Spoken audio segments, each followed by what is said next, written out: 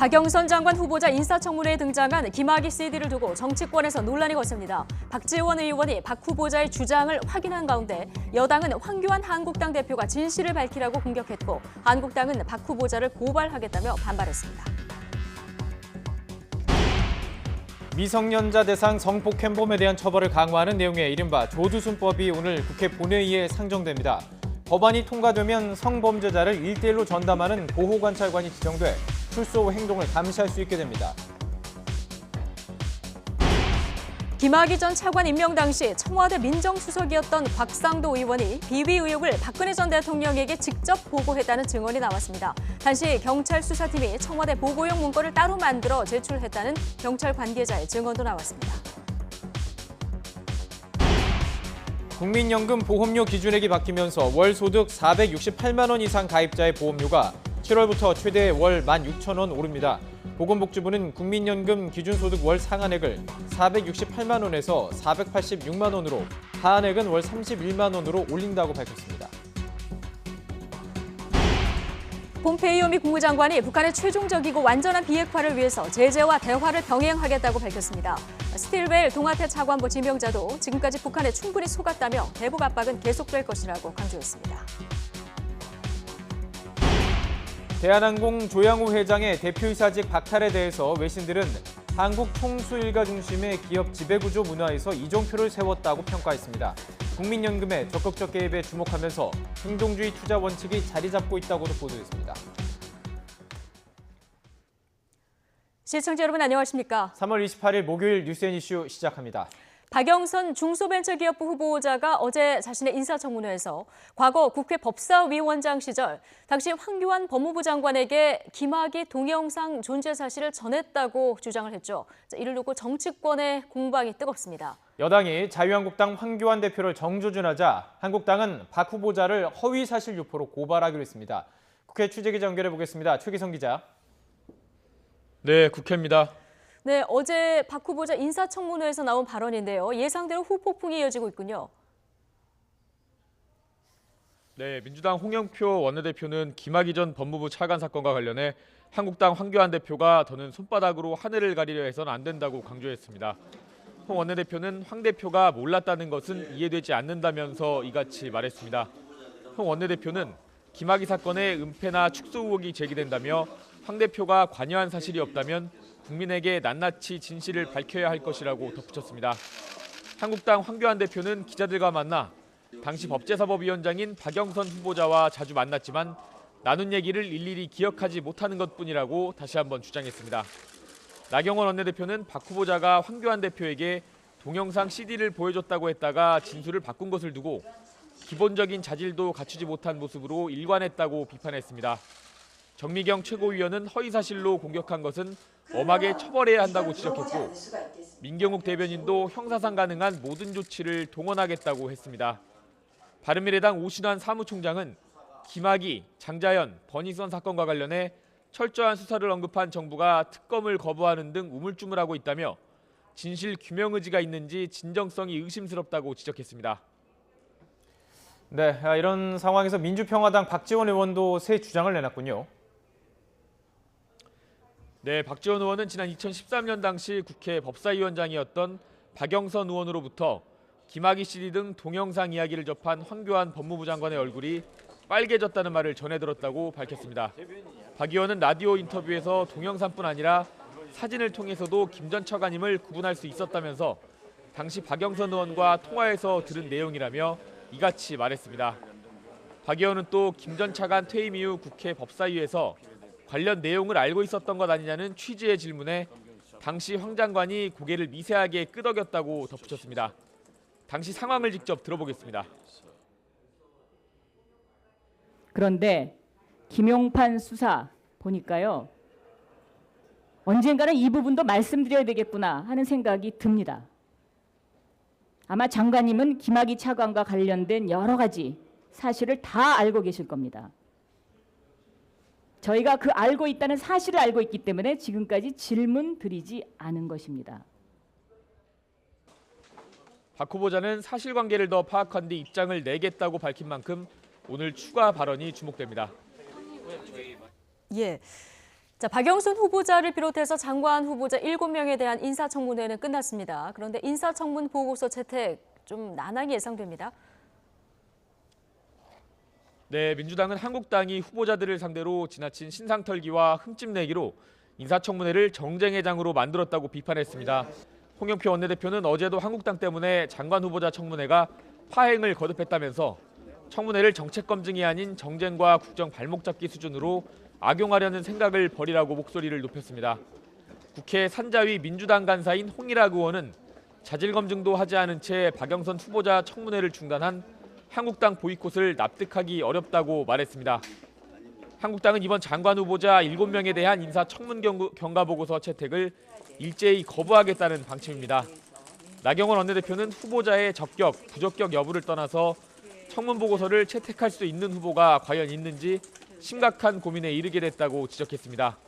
나 원내대표는 부동산 투기, 세금 탈루, 병역법 위반 등 일반 국민은 평생 하나도 위반하기 어려운 위법 행위를 반복하며 살아와 굵직한 의혹만 56건 정도로 파악하고 있다며 저지 의사를 거듭 전했습니다.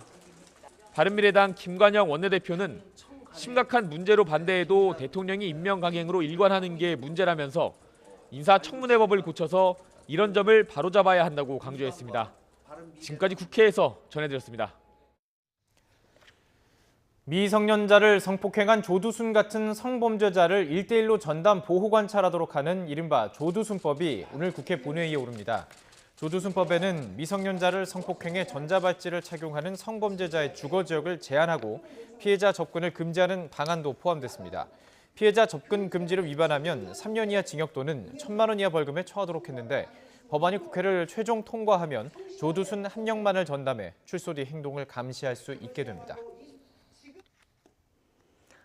네, 고위공직자 1,800여 명의 재산 얼마나 될까요? 평균 12억 900만 원으로 지난해보다 5,900만 원 늘었습니다. 문재인 대통령의 재산은 1억 3천만 원이 늘었고 청와대 참모 중에서는 148억을 신고한 주현 중소벤처비서관이 1년 사이에 13억 원 넘게 재산이 늘었습니다. 추은호 기자입니다. 문재인 대통령은 20억 1,600만 원의 재산을 신고했습니다. 문 대통령 본인과 김정숙 여사, 어머니의 부동산과 예금 등을 신고했는데 전년도보다 1억 3천만 원 늘었습니다. 김수현 정책실장, 정의용 국가안보실장이 1억 원 재산이 늘었고 조국 민정수석은 54억 원을 신고했습니다. 가장 재산이 많은 청와대 참모는 148억 원을 신고한 주현 중소벤처비서관으로 부동산 가격이 오르면서 한 해 사이에 13억 원이 넘게 재산이 늘었습니다. 이낙연 국무총리는 20억 원을, 홍남기 경제부총리는 10억 원을 신고하면서 재산이 2억 원 넘게 늘었다고 밝혔습니다. 반면 진선미 여성가족부 장관은 마이너스 13억 8천만 원을 신고해 재산 공개 대상자 가운데 최하위를 기록했습니다.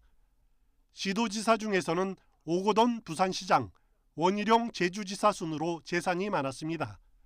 지난해까지 7년 연속 최하위를 기록했던 박원순 서울시장은 마이너스 7억 3천만 원을 신고했는데 올해는 진선미 장관에게 최하위 자리를 내줬습니다. 고위공직자 1,800여 명의 평균 재산은 전년도보다 5,900만 원 늘어난 12억 900만 원이었지만 공개 대상자의 58%는 재산 규모가 10억 원이 안 됐습니다. 재산을 불린 사람은 72%인 1,348명이었는데 부동산 가격 상승에 따른 요인이 컸습니다.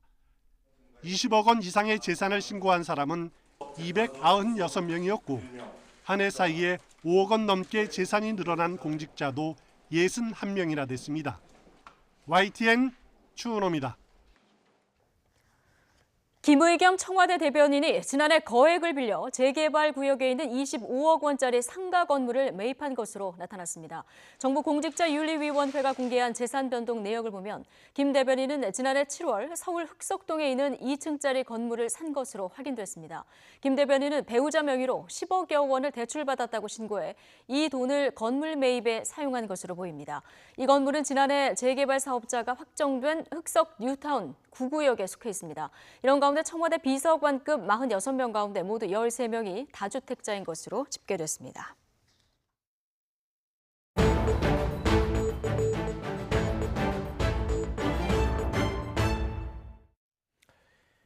2013년 3월 초 법무부 차관 인선을 앞두고 청와대 민정수석실이 박근혜 대통령에게 김학의 전 차관 비위 의혹을 보고했지만 그 뒤에 오히려 임명을 강행하는 쪽으로 분위기가 기울었다는 증언이 나왔습니다. 김 전 차관의 개인 비리를 넘어서 임명 과정에서도 석연찮은 부분이 적지 않습니다. 취재 기자 연결해서 자세한 내용 알아보도록 하겠습니다. 고한석 기자. 네, 고한석입니다. 자, 당시 민정수석 현재 자유한국당 곽상도 의원입니다.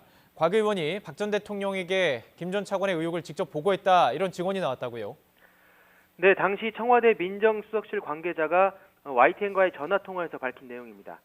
증언에 따르면 청와대 민정수석실은 2013년 3월 1일에 경찰이 아닌 대검찰청 보고를 받고 김학의 전 차관 의혹을 알게 됐습니다. 예. 건설업자 윤중천 씨에게서 성접대를 받았고 동영상까지 있다는 내용입니다.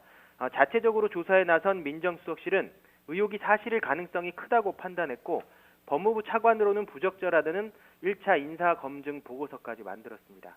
그리고 당시 민정수석이었던 곽상도 의원이 검증 보고서 내용을 박근혜 전 대통령에게 직접 보고했다고 당시 민정수석실 관계자는 밝혔습니다.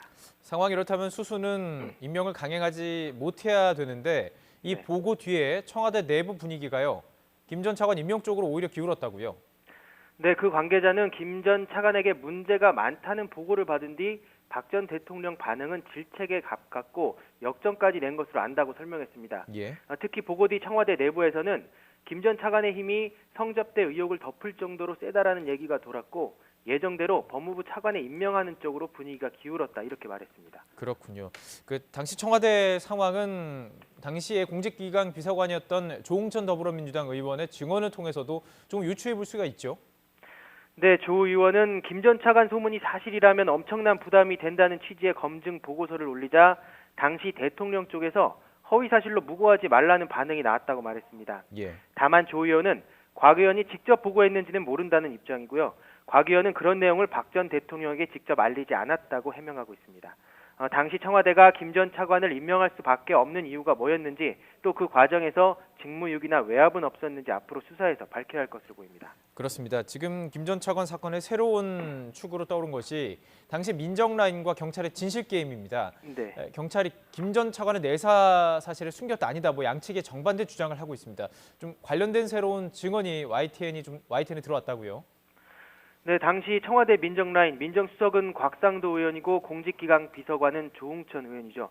매번 부딪히는 여야 의원이지만 경찰이 내사 사실을 숨겼다는 주장만은 공통됩니다. 네. 조 의원은 YTN과의 통화에서 2013년 3월 13일 그러니까 법무부 차관 임명자 발표 전까지는 경찰이 김 전 차관을 내사하지 않는다고 거짓말했다고 단언하고 있습니다. 그런데 당시 경찰 수사팀 관계자들은 정반대의 주장을 하고 있습니다. 이번에 새롭게 나온 주장은 당시 김학배 경찰청 수사국장이 김 전 차관 첩보를 보고하기 위해 청와대에 수차례 불려갔고 그때 관련 문서까지 가지고 갔다는 겁니다. 자, 그렇다면 이 문서가 김 전 차관 비위 내용을 담은 그 내용이겠군요.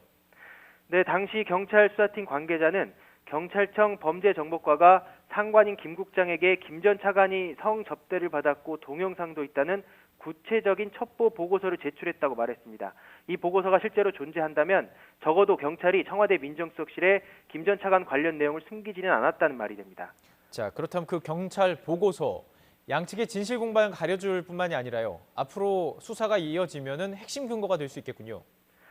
네, 앞서 대검찰청 진상조사단은 김 전 차관의 뇌물수수 혐의와 함께 청와대 민정수석이었던 곽상도 의원과 민정비서관이었던 이중희 변호사에 대한 직권남용 혐의에 대해서도 수사하라고 권고했습니다.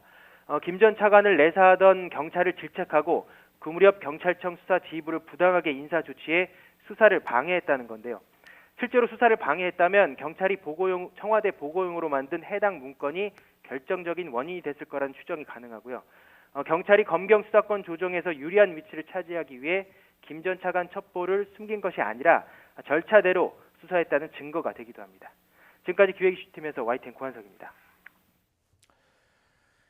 트럼프 미 대통령의 대북 제재 철회 논란 이후 미 의회에서 잇따라 열린 한반도 관련 청문회에서 북한에 대한 최대 압박이 더욱 부각됐습니다. 폼페이오 국무장관도 북한의 완전한 비핵화까지 제재 유지 입장을 재확인했는데 다만 대화와 협상 병행 기조는 분명히 했습니다. 워싱턴에서 김희준 특파원의 보도입니다. 미 하원 세출위원회의 내년도 국무부 예산 청문회.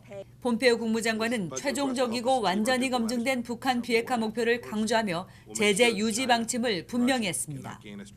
We'll continue our progress towards the final fully verified denuclearization of North Korea. 다만 북한에 대한 외교적 노력은 성공적이었다며 압박과 대화 관여 병행 기조를 재확인했습니다. 상원 인준청문회에 임한 스틸웰 국무부 동아태 차관보 지명자는 대북 압박의 중요성을 역설했습니다.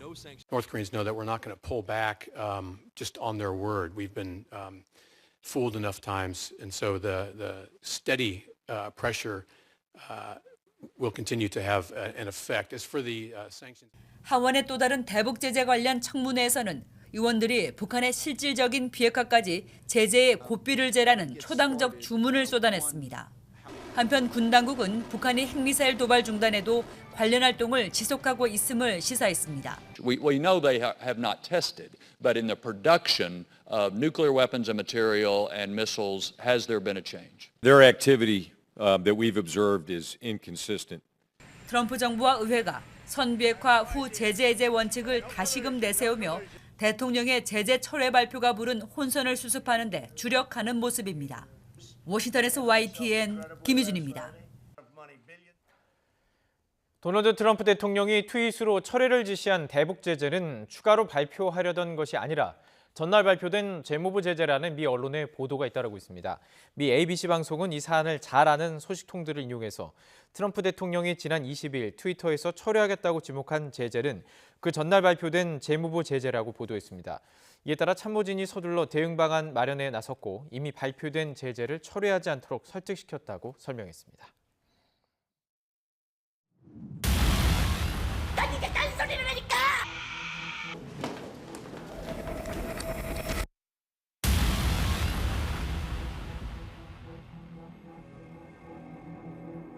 찬성 64.1%, 투표 종수의 35.9%가 반대를 했습니다.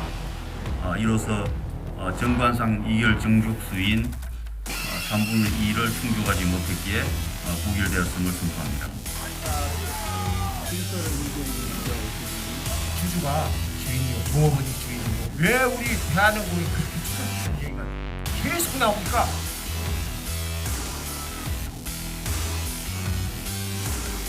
또 다른 꼼수를 위한 물러남이 아니기를 바라는 입장이고요. 아시다시피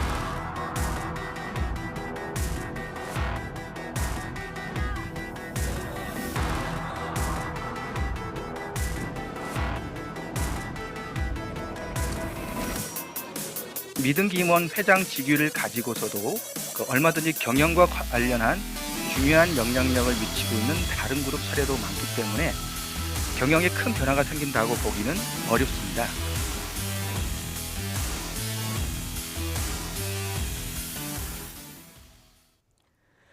조양호 한진그룹 회장이 어제 주주총회에서 대표이사직을 잃게 됐죠. 땅콩 회항과 물컵 갑질로 대변되는 한진가의 일탈이 촉매제가 됐습니다. 결국 기업 가치가 훼손되면서 주주들의 철퇴를 맞은 셈인데요. 먼저 지난 4년 4개월을 백종규 기자가 짚어봤습니다. 지난 2014년 12월 5일 미국 뉴욕 JFK 공항에서 KE086편이 이륙 직전 탑승 게이트로 되돌아옵니다. 조양호 회장의 큰딸 조연아 대한항공 부사장이 벌인 땅콩 회항 사건입니다. 여론의 문매가 이어졌고 조 회장은 대국민 사과를 했습니다.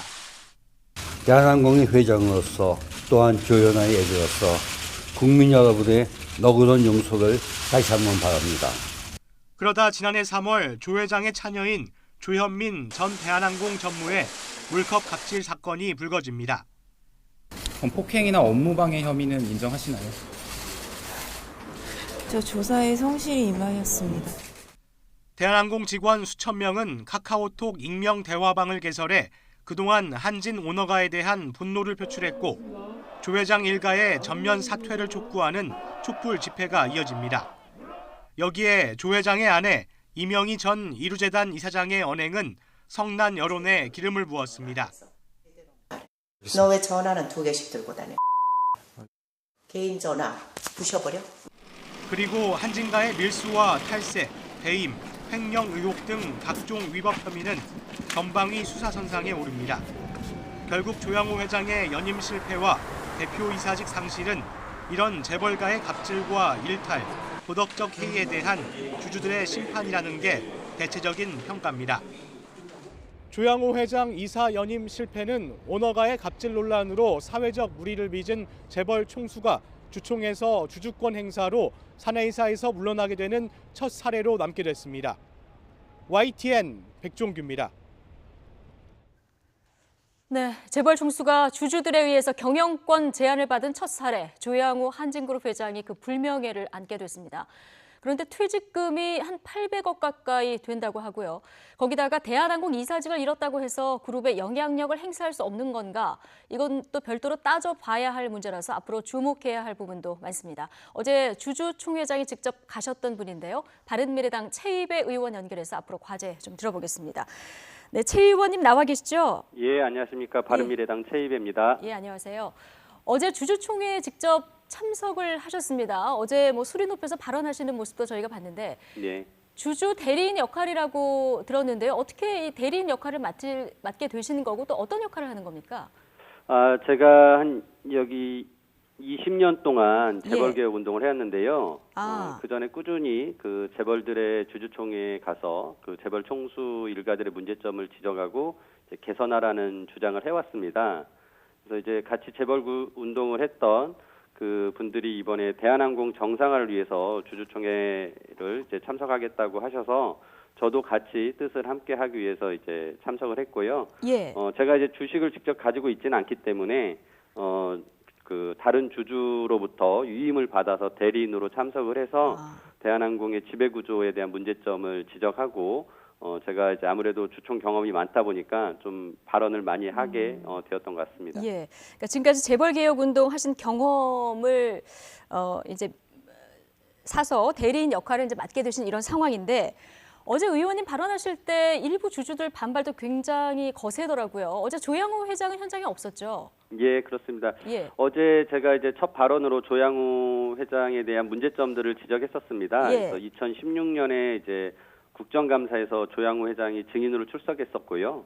그때 제가 그 한진해운의 부실화 과정에서 또 회사가 많은 자금을 지원해서 손실을 입거나 일감 몰아주기 등의 이제 사익 편취행위 등 뭐 이런 문제점들 제가 지적을 했거든요. 그래서 네.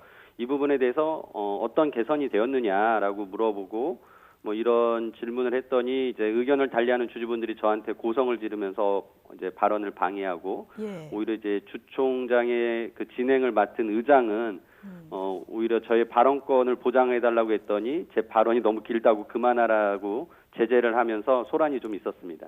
그렇죠. 결국 2.6% 차이로 이제 연임안이 부결이 됐는데요. 예.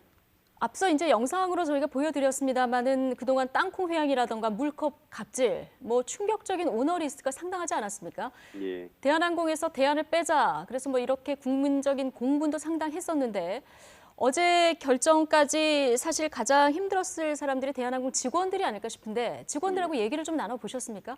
예, 제가 어제 같이 참석했던 게 이제 대한항공의 조종사 노조 그다음에 그 직원 연대랑 같이 뜻을 해서 참여를 했던 것이고요. 예. 특히나 이 재벌 총수의 어떤 불법적인 행위나 이 갑질에 대해서 이제 너무나 많이 알려졌잖아요. 그렇죠. 그 조양호 회장에 대해서 이사 선임을 반대하고 아무튼 경영에서 손을 떼게 만들게 하자는 그런 직원들과 그 뜻을 같이 했었습니다. 예. 예. 결국 뭐 이사직은 박탈이 됐습니다. 재벌 총수가 주주 손에 밀려나는 초유의 일이 벌어진 건데 그런데 이제 조양호 회장이 어제 결정에도 미등기 회장으로 계속 경영을 하겠다. 지금 이런 의지를 밝혔거든요. 이렇게 예. 되면은 뭐 경영은 계속하고 형식상 이름만 빠진 거 아니냐 이런 우려도 있습니다. 그러니까 매우 이제 그 조양호 회장 또 대한항공에 대해서 실망스러운 모습인데요. 예. 주주들이 경영에 적절하지 않다라고 이사회에서 퇴출을 시켰는데 끝까지 그런 고집스러운 모습을 보이는 것에 대해서 너무 실망스럽고요. 예. 이 조양호 회장이 계속 그런 식으로 경영에 참여를 한다면 주주들 입장에서는 여러 가지 법적인 조치를 통해서 예. 경영에서 배제시키는 노력을 해야 될 것이고요. 어떤 법적인 조치를 생각해 볼 수 있을까요? 이사의 위법행위 유지 청구권이나 또는 그래서 이제 어떤 경영 활동에 대해서 문제점이 있으면은 그 활동을 못하게 막을 수 있고요. 예. 그다음에 그 이사회에서 결국 미등기 임원을 인정한 것이기 때문에 이사회에 압박을 취할 수가 또 있습니다.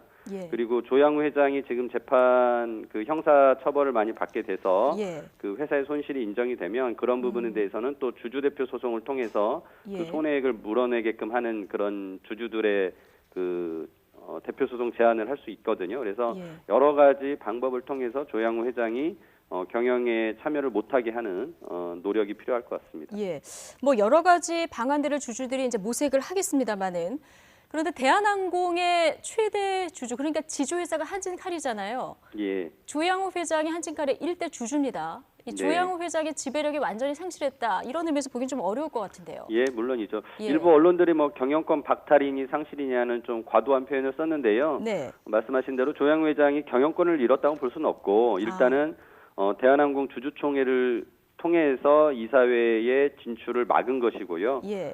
이것은 이제 한진칼이나 이후에 다른 회사에서의 주주총회에서도 동일한 노력을 통해서 조양호 회장이 한진그룹 전체에서 경영권 경영을 하는데 손을 떼게끔 만들어야 된다라고 생각을 합니다. 예. 지금 말씀하신 한진칼의 정기 주주총회 그래서 지금 주목되는 상황인데 예. 이게 내일입니까? 예, 내일인데 이제 거기서 조양호 회장이 재선 인권은 없기 때문에 예. 그거는 어려울 것 같고요. 다만 이제 다음 임기가 만료되는 주주총회에서 또 재선임을 하고자 한다면은 반대를 통해서 이사회에 못 들어오게 해야 할 것이고 예. 만일 중간에라도 이사에 대한 여러 가지 문제점이 더 확인이 되고 법적 판결이 나오면 이사의 해임 요구를 할 수도 있습니다. 예. 특히나 한진칼 같은 경우는 지금 KCGI라는 기관 투자자가 적극적으로 주주권을 행사하고 있기 때문에 예, 행동주의 사모펀드요. 2대 주주죠. 예. 맞습니다. 그 펀드가 뭔가 이제 액션을 취하면 예. 또 그런 거에 국민연금 등 다른 기관 투자자들도 동조할 수 있다고 생각을 합니다. 예. 지금 석태수 한진칼 대표이사는 조양호 회장의 측근인데요. 그럼 연임은 가능할 거라고 보십니까? 그 부분에 대해서는 크게 지금 주주들이 반대하는 여론이 없기 때문에 예. 가능할 것이라고 보고요. 예. 앞서 말씀드린 것처럼 조양호 회장이 한진그룹의 어떤 지금 경영에 참여를 못하게 하는 노력은 있겠지만은 일정 부분의 주식을 가지고 있기 때문에 지배권을 행사하는 것 자체를 완전히 막을 수는 없거든요. 예. 다만 조양호 회장이 꼭 자신과 같이 어떤 문제가 있거나 불법 행위를 저지른 사람이 아니라 진짜 회사 경영을 잘 할 수 있는 좋은 후보자를 추천을 하면 주주들이 그 부분들은 다 받아들이고 그런 분들이 회사 경영을 할 수 있도록 할 것입니다. 그래서 자신이 꼭 들어오겠다 또는 가족같이 지금 불법 행위를 했던 의혹이 있는 사람들에 대한 이사회 진출을 계속 고집하지 않고 좋은 후보자를 내기를 바랍니다. 예. 또 하나 내일 주총에서 관심을 모으는 것이요. 조 회장이 지금 횡령 배임 혐의로 재판을 받고 있잖아요. 네. 국민연금이 횡령 배임 등의 혐의로 금고 이상 형이 확정된 이사는 결원으로 본다.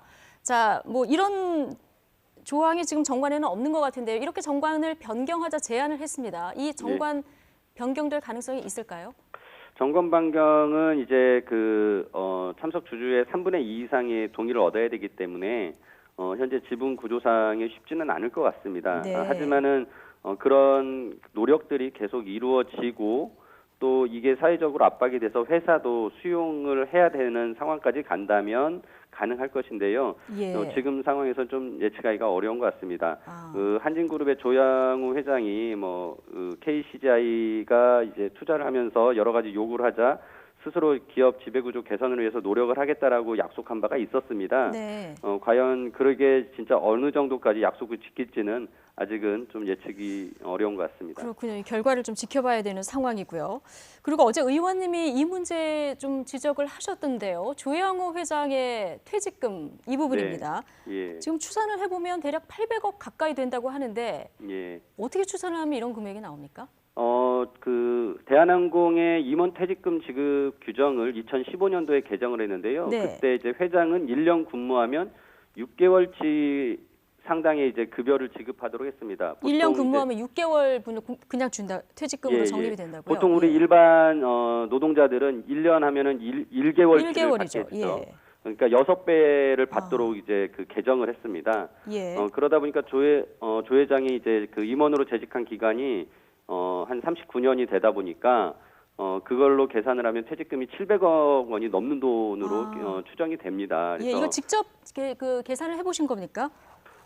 이게 이제 정확하게 그 급여를 저희가 알 수 없기 때문에 예. 대략적으로 계산해 보면 700억이 넘는다라고 나오고요. 예. 그 회사의 경영 악화와 불법 행위로 어떻게 보면은 주주들로부터 쫓겨나는 임원이 이런 막대한 퇴직금을 받는 것은 이제 상식적으로 이해가 되지 않습니다. 그래서 조양우 회장이 스스로 이 퇴직금을 저는 포기해야 된다라고 생각을 합니다. 근데 상식적, 도의적으로는 그렇습니다만은 이게 지금 법적으로는 못 받게 할 수 있는 방법도 사실 없는 것 같고요. 그렇다면 이를 포기할까요? 그래서 결국은 지금 대한항공 이사회가 빨리 이 규정을 개정을 해서 지급하지 않도록 하는 방안을 모색을 해야 되는데요. 과연 근데 이제 말씀대로 그 대한항공 이사회가 조양우 회장에 대해서 이렇게 불리한 결정을 하기는 어려울 것 같아서 이런 부분은 뭐 주주 제안이나 이런 걸 통해서 주주들이 좀 적극적으로 나설 수도 있다고 생각을 합니다. 네, 어쨌든 이번 그 결정까지 국민연금 영향이 굉장히 컸던 이런 상황입니다. 예. 좀 뭐 여러 가지 장점도 있고 단점도 있고 여러 뭐 얘기들이 나오는데 국회 차원에서 앞으로 더 보완할 사항들 어떤 얘기들이 나오는지 끝으로 좀 짧게 듣겠습니다. 예, 국민연금이 지금은 의결권 행사 정도 수준의 주주권만 행사하고 있습니다. 그런데 이런 불법 행위를 한 임원들에 대해서 해임을 한다거나 아니면은 좋은 이사를 선임하기 위해서 주총에 제안을 할 수 있는 적극적인 그 경영 참여 활동이 지금 되지 않습니다. 그래서 약간 법률적인 문제가 있기 때문에 법제도를 개선을 통해서 국민연금이 보다 적극적인 주주권 행사를 할 수 있도록 보완이 필요하겠습니다. 예, 알겠습니다. 여기까지 듣겠습니다. 바른미래당 최이배 의원과 이야기 나눠봤습니다. 의원님 고맙습니다. 예, 감사합니다. 네, 외신들도 조양호 회장이 대한항공의 대표이사직을 잃었다면서 큰 관심을 보였습니다. 재벌의 기업 지배구조에 경종을 울린 이정표적 사건이라는 평가도 나왔습니다. 박희천 기자입니다. 외신들은 조양호 한진그룹 회장이 대한항공 대표이사직을 박탈당한 것을 주요 뉴스로 보도했습니다. 미국의 월스트리트저널은 총수 일가를 중심으로 운영되는 한국 재벌의 기업 지배구조 문화에서 이정표를 세웠다며 의미를 부여했습니다. 그러면서 재벌 총수 일가가 작은 지분으로 기업 경영에 과도한 경영권을 행사해온 관행을 지적했습니다. 특히 SK그룹 최태원 회장이 국민연금의 반대를 뚫고 그룹 지주사인 SK의 사내 이사로 재선임된 사실을 거론하면서 조양호 회장의 패배는 한국에서는 예외적인 사례로 남을 수 있다고 평가했습니다. 이렇게 된 데는 지난 2014년 장녀인 조현아 전 부사장의 이른바 땅콩 회항 사건 등으로 사회적 공분을 불러일으킨 게 큰 영향을 미쳤다고 분석했습니다. 로이터 통신도 땅콩 회항의 후폭풍이라는 제목의 기사에서 조 회장이 역사적인 주주총회 표결에서 퇴출당했다고 전했습니다. 외신들은 2대 주주로서 반대표를 던진 국민연금의 스튜어드십 코드 행보에도 주목했습니다. 아시아 지역의 네 번째 시장에서 행동주의 투자가 승리했다면서 행동주의 투자 원칙이 자리를 잡고 있다고 전했습니다. YTN 박희천입니다.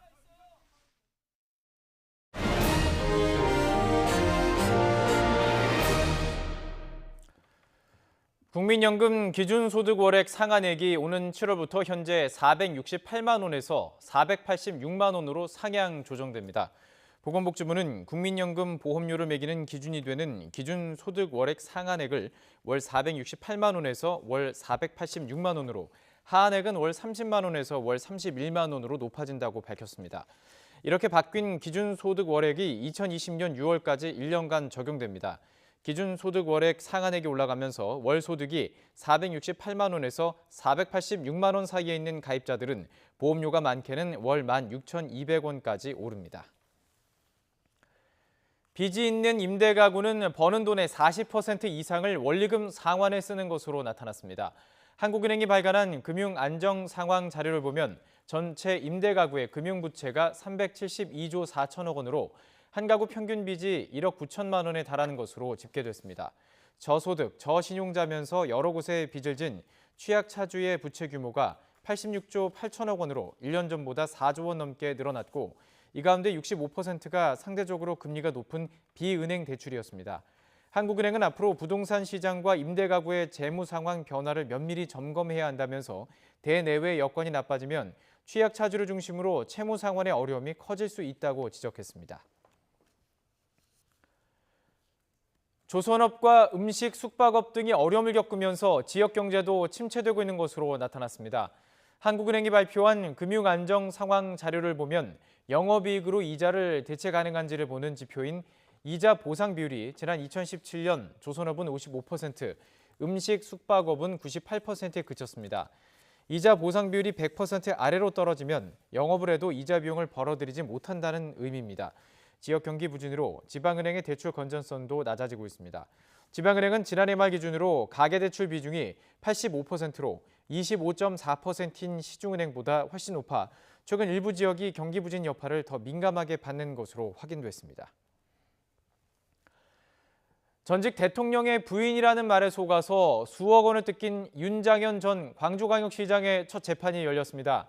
재판에선 윤 전 시장이 공천을 바라고 돈을 건넨 건지를 놓고 공방이 이어졌습니다. 나연호 기자입니다. 윤장현 전 광주광역시장이 무거운 표정으로 법정을 향해 들어옵니다. 오후 2시부터 열린 재판은 예상 시간을 훨씬 넘겨 저녁이 돼서야 마무리됐습니다. 선말씀만 부탁드리겠습니다. 성실하게 임했습니다. 재판에서는 윤 전 시장에게 자신을 권양숙 여사로 속여 4억 5천만 원을 뜯어낸 51살 김모 씨에 대한 증인 신문이 이루어졌습니다. 검찰은 지난해 지방선거를 앞두고 윤 전 시장이 공천을 대가로 돈을 준 것이라고 주장했습니다. 특히 지난 2017년 12월 윤 전 시장이 권 여사로 믿은 김 씨에게 광주광역시에 여러 명 출마가 예상되고 큰 산을 넘어야 한다며 손잡아주고 도와달라고 말한 점에 주목했습니다. 큰 산은 경선 컷오프를 의미하고 손잡아달라는 것은 공천되도록 해달라는 의미로 해석된다는 겁니다. 이에 사기꾼 김 씨는 컷오프란 용어도 잘 몰랐다며 재선이란 말은 애초에 언급하지도 않았다고 밝혔습니다. 또 오로지 돈과 자녀 취업을 위한 사기 범행이었지 공천과 아무 관계가 없다고 했습니다. 검찰은 윤 전 시장이 지방선거 출마 선언 즈음부터 권 여사로 믿은 김 씨에게 여러 차례 도움을 요청한 점도 근거로 들었습니다. 반면 윤 전 시장 변호인은 사기당한 돈이 공천과 관계없다는 점에 초점을 맞췄습니다. 1심 재판부는 다음 달 10일에 최후 진술을 듣고 변론을 마치기로 했습니다. YTN 나연호입니다. 상가 임대료 갈등으로 건물주에게 둔기를 휘둘러 1심에서 징역 2년 6개월의 실형을 선고받은 서촌 궁중족발 사장이 2심에서 감형받았습니다. 서울고등법원은 궁중족발 사장 김모 씨의 항소심에서 징역 2년을 선고했습니다. 재판부는 김 씨가 피해자인 건물주와 합의하지는 않았지만 다른 피해자와의 합의가 이루어져서 처벌을 원하지 않는다는 의사를 밝혔다면서 일부 감형한 이유를 설명했습니다. 다만 범행 수법이나 쇠망치라는 흉기 위협성 등에 비춰보면 죄질이 중하다고 지적했습니다. 앞서 김 씨는 지난해 6월 서울 강남의 한 골목길에서 건물주 이모 씨를 망치로 때려 어깨와 손목 등을 다치게 하고 이에 앞서 차로 이 씨를 들이받으려다가 행인을 친 혐의로 재판에 넘겨졌습니다. 전 현직 연예인 매니저가 감마 하이드록시낙산, 이른바 물뽕으로 불리는 마약을 팔다가 구속됐습니다. 경남지방경찰청 마약수사대는 마약 유통 혐의로 43살 A씨 등 2명을 구속하고 A씨로부터 마약을 산 23명을 불구속 입건했습니다. A씨 등은 지난 1월부터 중국에서 밀반입한 물뽕을 유통한 혐의를 받고 있습니다. 이들은 경찰 단속을 피하려고 중국 인터넷 사이트와 SNS에서 주문을 받은 뒤 택배로 물건을 보낸 것으로 드러났습니다. 앞으로 변사 사건이 발생하면 경찰이 유족에게 사건 처리 과정을 자세히 안내하도록 하는 방안이 시행됩니다. 경찰청은 이 같은 내용을 담은 경찰청 훈령 변사 사건 처리 규칙을 개정했다고 밝혔습니다. 이에 따라 경찰은 앞으로 변사 사건이 발생하면 변사자 신원과 유족을 신속하게 확인해 유족에게 변사 사실을 알리고 부검 결과와 진행 상황 등을 설명할 방침입니다. 범죄 관련성 확인을 위해서 부검이 필요하면 미리 유족에게 필요성을 설명하고 부검 진행 여부와 관련해 유족의 의사를 존중한다는 내용도 규칙에 반영됐습니다. 네, 고위 공직자 가운데 1년 동안 재산을 불린 사람 72%인데요. 부동산 가격 상승 요인이 컸습니다. 정부 정책은 살 집 하나만 두고 다 팔라는 건데 청와대 참모, 국무위원 중 상당수는 다주택자였습니다. 거기다가 10억이 넘는 큰 빚을 내서 상가 건물을 산 공직자도 있는 마당에 대출 규제에 더더욱 집 옮기기 힘든 국민들, 정부의 부동산 정책을 믿고 따라야 하는지 허탈하고 헷갈리는 것도 사실입니다. 이슈, 잠시 뒤 정치권 핫이슈 평론가 두 분과 짚어보겠습니다.